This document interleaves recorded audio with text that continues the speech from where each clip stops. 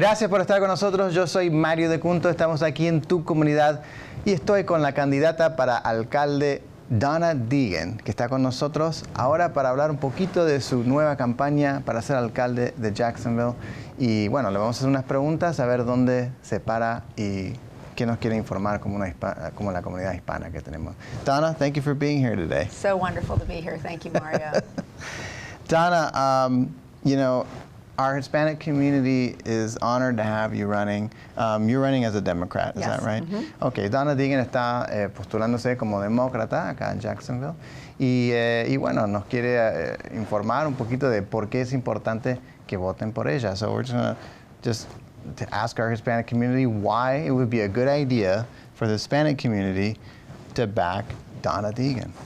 Well, I think one of the main reasons that I'm running is because I'm a person that loves Jacksonville. I've been here for my family's been here for 5 generations. And I think we are a most wonderful, diverse community with just about every advantage we could possibly imagine.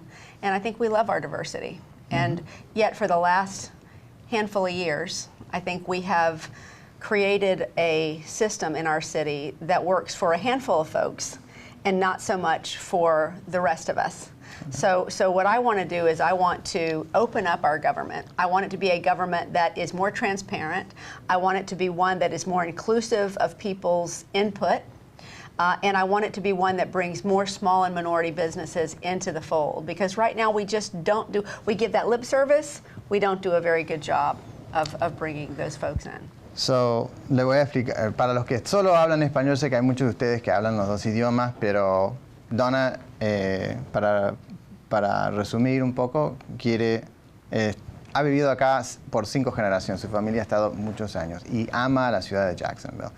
Y ella sabe que la diversidad es lo más importante que nos hace más fuerte en Jacksonville. Y ella lo que quiere hacer es, cuando sea alcalde, quiere abrir más los programas para que la gente pueda aprovechar de lo que tiene la ciudad, en vez de solamente decir que tenemos programas, pero en realidad mostrarle a la gente cómo son los programas y cómo pueden ellos beneficiar con sus negocios, con sus hijos, y bueno, y para aprovechar de lo que es todo lo que puede ofrecer Jacksonville.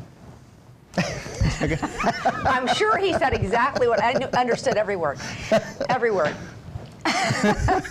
One of these days, Mario. One of these days. Yeah, it's like that.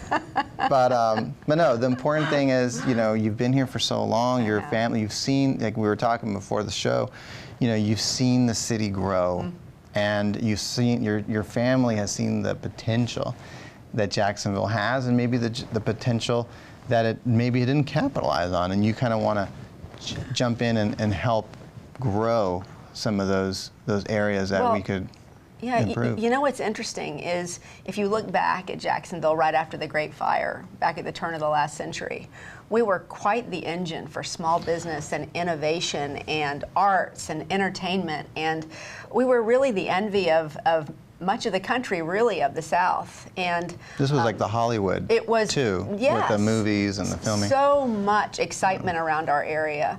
And somewhere along the way, we've really just lost our way. I think we developed a bit of an insecurity complex, but also I think we started to hew toward a few powerful folks and not so much everybody else.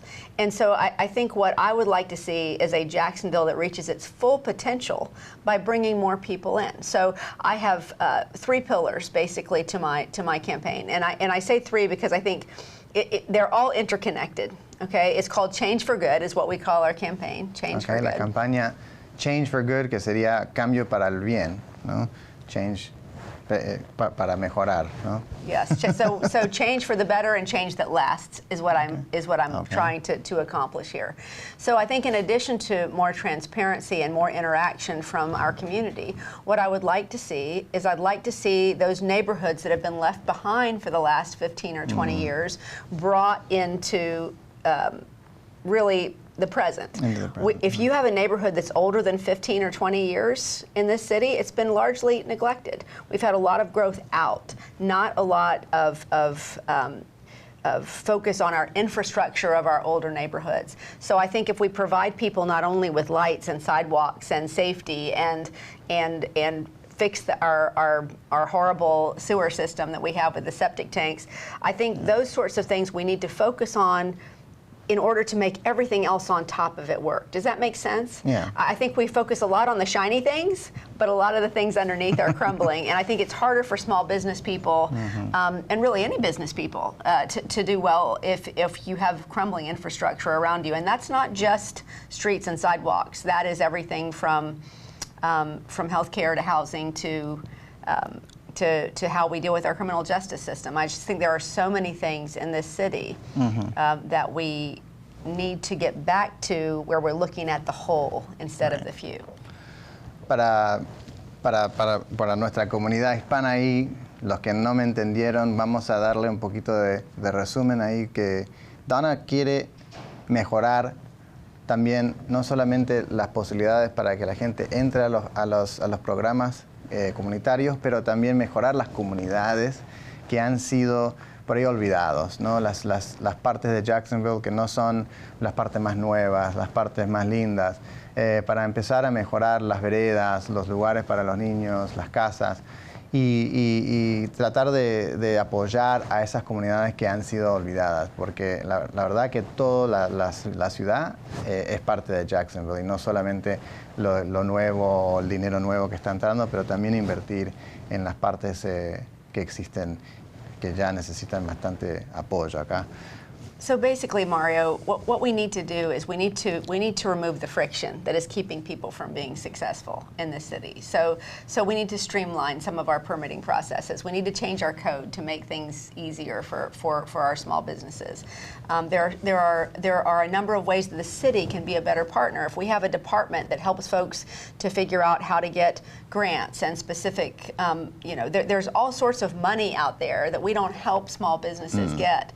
And then if we can streamline the permitting process and diversify our boards to where we have a different perspective than just the folks that we've seen there for the last many years, I think you're going to see a different permitting process. You're going to see a different influx of businesses. You're going to see a different city vending process.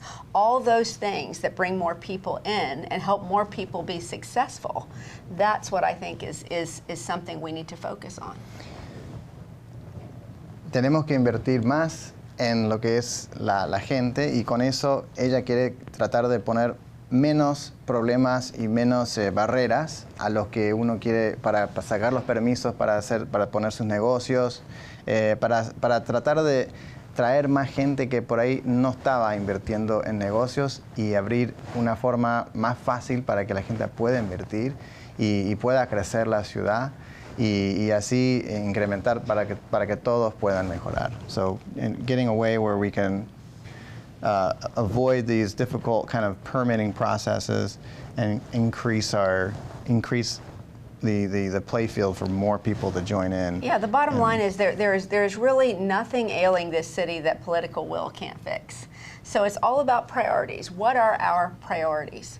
And if our priorities are our people, then I think that we have the opportunity to reach our potential. Right now, it doesn't feel like our priorities are our people. Donna cree que por ahí ahora no se siente que las prioridades de la ciudad está fundada en la gente. Puede ser que está más, maybe more focused on large businesses versus the little people. Well, I think look, nothing wrong with large businesses, right? I don't have anything against that. It's good to have, sí, bueno tener negocios. But at the end of the day, I think what I want people to understand is that old euphemism that we all do better when we all do better is really true. So if we bring more people into the economy, being productive members of our economy, that raises everyone. It raises the big businesses and the small businesses. Right now, I joke all the time, and it's not really a joke, it really is how I feel, is we do business in this city like a 1940s crime family. We need to not do that. We need to make sure that we are transparent in our processes. We need to make sure that we remove the friction that keeps people from being able to succeed. And as far as just fundamentals, we need to make sure that people have the education and the access to those things that will help them to be successful citizens. And I think that's what we are missing right now. And frankly, we're missing a pretty good dose of empathy as well. I think we need to bring a bit of that back into our government that we haven't seen in a while. It's been a lot about politics and not enough about people. A lot of politics. Bueno, lo que Donna quiere también es entrar un poquito más con pasión y pensando un poquito más en la gente, la necesidad de la gente y mejorar los sistemas de educación para que la gente pueda entender y aprender de lo que necesitan hacer para poder acceder a los nuevos programas que ella va a crear para incrementar los negocios acá en Jacksonville. You know, what's interesting what you said about you know, and Hispanics they have seen in their countries what it's like when you only focus on the large, you know, the people who already have means, right. Large businesses, and they understand what it's like to come to all of a sudden see a country where you can see the actual proof of when everyone does better, because it just doesn't make sense to only isolate things. And so I think it's so important that you're reaching out to our Hispanic community, because when you say these things, it actually rings a bell for them, because they not only experienced it, but they saw what it's like when you come from a country where, you know, there is very little ways to improve yourself because there's all these focuses on large money and nobody wants to share, and then there's walls and people living with machine guns because they're afraid of safety. And I feel like in a way we're getting there. We're getting to the point where there's a huge difference between the rich and the poor. Yeah. Oh, absolutely. We have to start seeing everybody. And you know, I come from a big ethnic family. You know, my family came here from Lebanon right. over 100 years ago to escape religious persecution back in that day. Wow. And frankly, there were a lot of people, even up until the time my cousin, Tommy Hazuri, was elected as mayor. You know, I remember there being a big discussion of, oh, you know, we need an all-American mayor. You know, we've come a long way in Jacksonville from that stuff, but there's still some underlying of that. And I think that what makes us strong in this city is the fact that we do have a thriving Hispanic community, we do have a thriving Arabic community, we do have a thriving Muslim community. All you name so many different communities in this area is what our strength is all about, right? Sure. It's what and it's joyful when we all get together, right? so I just think it is. It's incredibly important for Jacksonville to move forward and be the city that it can be, that we embrace our diversity of every type, and that we see each other fully, that we don't put ourselves in silos. And I think part of that is to make sure that we're bringing everybody in. Giving everybody an opportunity to thrive. Not giving anything away, but giving everybody the same opportunity for a quality of life. Well, that's wonderful. Well, thank you for sharing your points of views and your base and expressing that to our Hispanic community. And we hope that we get to see you again in future shows, and we hope that you can come back and give us some more, you know, updates on your campaign. I'll do it. Thank you. And maybe I will have learned more Spanish by then. Probably not, but hopefully so. I joke that every year I take a lesson, you know, and I go through and I learn my stuff. I try to learn, you know, and then I go on my trip. I go to Costa Rica once a year, you know, so I try to talk and do. And you know, after a couple weeks, I've lost it again. So I just need to find a way to listen more often and get. But I'm trusting you, Mario, that you're saying everything that I'm saying. He could be saying anything. You never know. No, it's well. See, here's the problem. Para los que me están mirando y lo difícil que es traducir cuando uno está hablando, but you know, what you're saying is drawing me in so much that I don't want to stop you to translate. You're not. I know. That's the part I get. No, it's just I want to hear more, and then I want to ask you another question, and it's hard to translate in the middle. But no, I appreciate your patience with my. No, I appreciate your patience with my ignorance when it comes to Spanish. I really am trying to do better. I catch it every little bit. I think you did pretty good. I'm trying. Thank you. I got the Donna thumbs up there. Bueno, muchas gracias por estar con nosotros. Le agradecemos de vuelta a Donna Deegan, candidata para alcalde de Jacksonville. Y bueno, van a ver mucho más de ella en las noticias y acá en el show, así que no se olviden que siempre estén viendo el show para las siguientes huéspedes, que siempre tenemos gente buena para traerlos acá a la comunidad hispana. Pero bueno, thank you again. Thank you so much. We appreciate you. Enjoy Thank the you. time. All right. No se vayan, ya venimos a nuestro siguiente segmento.